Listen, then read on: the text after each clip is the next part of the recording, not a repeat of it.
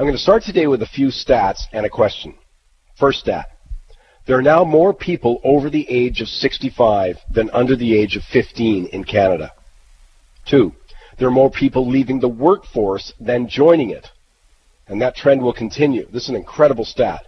Today there are 4.3 million people between the ages of 15 and 24, but there are 4.9 million between the ages of 55 and 64.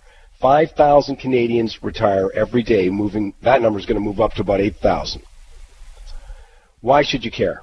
Well, because all our social programs, starting with old age pensions, Canada Pension, healthcare, are predicated on having more people entering the workforce than leaving it. In short, the financial foundation upon which these programs are based is no longer valid, and no political party or leader can change that. So, they ignore it. One more time. There are more people leaving the workforce than joining it. And that is the foundation, was always to have more people entering the workforce. They didn't foresee this time when they created our pensions and our healthcare system. Now, if you don't care about healthcare or pensions, then you can join all our politicians in ignoring what I'm about to say. But listen to this if you care. The just released data from StatsCan shows that under 17% of the population is now over 65, but they already account for about 45% of all provincial healthcare spending.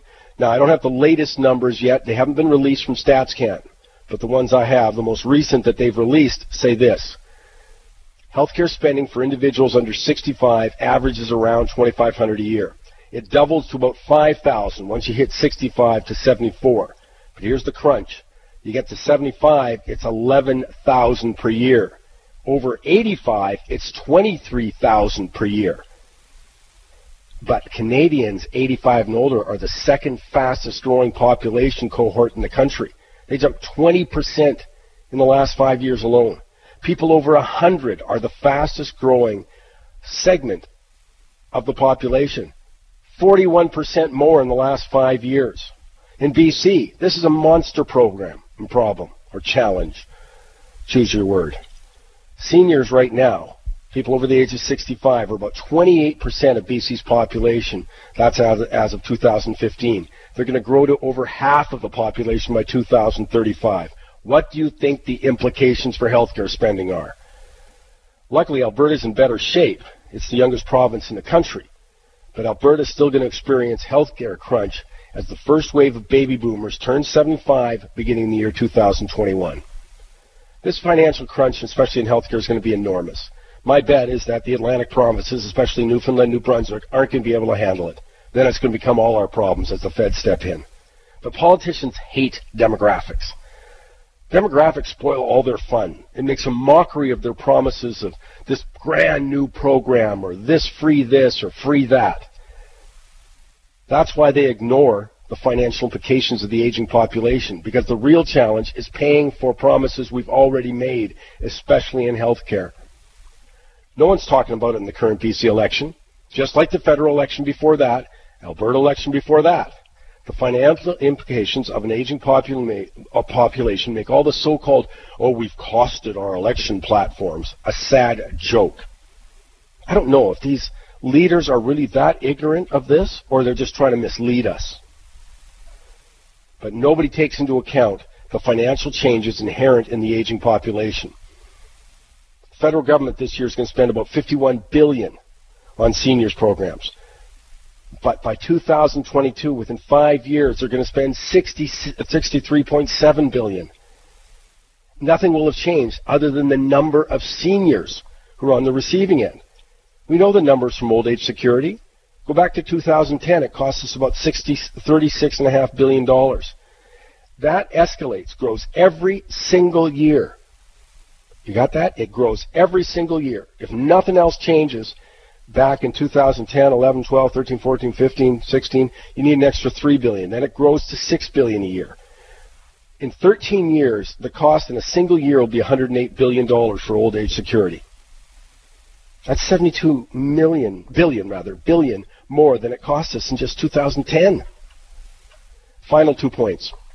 Before some economically illiterate politicos start saying we're able to fix all this by taxing the top 1 or 2% of income earners, Please think about that.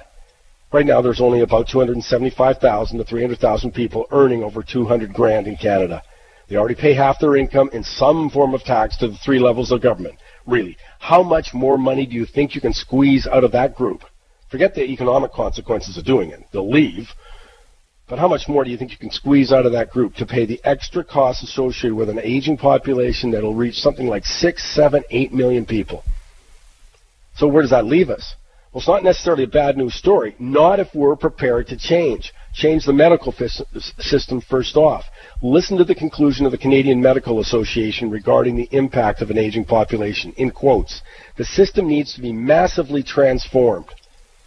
A task that demands political courage and leadership, flexibility from within the healthcare professions, and far-sightedness on the part of the public. End of quote. But come on, politicians don't dare touch healthcare. It's political suicide because they'd be pilloried by political opponents, public sector unions, and vested interest. In healthcare, any change equals calamity, according to the majority of proponents. I'm just thinking of, we have special interest groups who are formed to prevent change in healthcare. They have their political allies, and the majority of Canadians go along with it.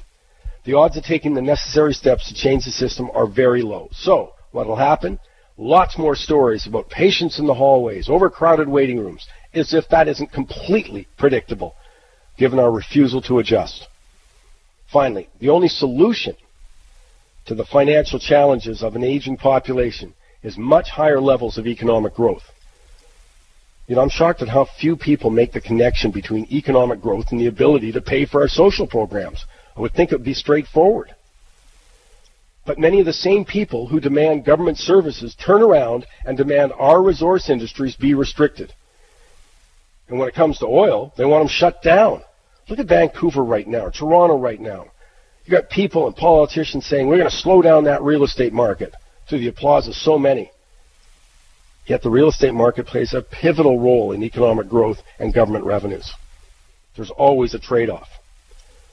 Then there's that deep-seated anti-business sentiment that continues to say we need higher taxes on business, costly over-regulation. The majority of Canadians agree with that, despite the fact that we're about to see the U.S. reduce its taxes, becoming far more competitive. We just simply can't afford this kind of stuff anymore. We can't afford to constantly chip away at our economy, not with an aging population guaranteeing the financial challenges that await us. It's guaranteed, though. You need a strong economy to produce the necessary government revenues to fund health care. Otherwise, you're going to see massive spending cuts in other areas. Changes are coming. The question is, are we going to be proactive or reactive?